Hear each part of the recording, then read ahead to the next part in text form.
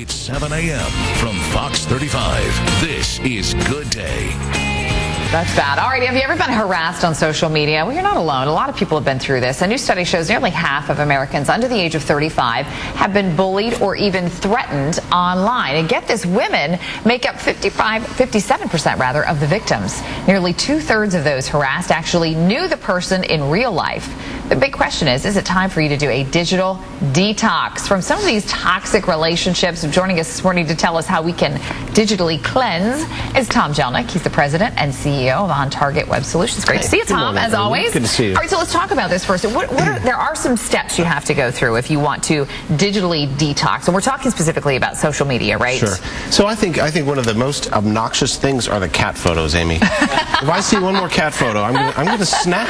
For John, he was talking to the associate about all the people that post their food. That's the one thing that drives him How about crazy. the guys who check into the gym every 14 minutes? Yes. And they're working their upper body today. And for me, it's the game requests. The game requests Candy make Crush? me crazy. I'm so tired of the game requests. So what do you do? First of all, how do you go about finding out who's following you? Because this is a new thing on Facebook now. You don't have to necessarily be friends with someone. They can actually follow your page, right? Right. So, one of the most important things to do here is if you start to see somebody posting a lot of stuff that you didn't really authorize, you didn't want them on your wall in the first place, right. You need to hover over them in Facebook with a mouse, and you can actually say, I don't want to see their stuff anymore. So you can mute them essentially on Facebook so they're not showing up on your wall anymore. Okay. And, I really recommend it, especially when we've got crazy cat people and the neurotic Nancys that are all down and it's doom and gloom. We have to get this nonsense out of our life. Right. Well, there's another option which I really like and I have on my page, which is no one can post anything on my wall without my approval. Sure. So it goes into a special box, and then if I'm okay with it, I click approve,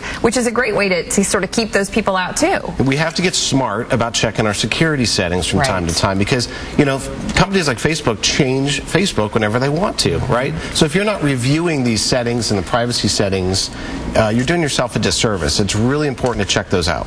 And there is that nice option which you mentioned about the ability to mute people now. Right. Which that way they don't know, right? They're not aware that they're being muted. Right. You can do the passive-aggressive approach rather than just clipping them all together. You can just kind of block them so you don't have to see cat pictures anymore. I love it. Okay. Changing your passwords regularly is very important, not just for Facebook, but for everything, right? Yeah, and people always laugh at me, but I say set a Google reminder on your calendar to change your passwords at least once a month. Okay. Because everything is just way too risky right now, and if you're not changing your password and somebody gets one of them, they can really get into your social media and cause a lot of havoc. Yeah, that's not good. Not at all. You talk in your third point about keeping your info safe. How do you go about doing that? Well, certainly, I think backing stuff up is really important. And, we're so used to just throwing a picture up here and throwing a picture up there.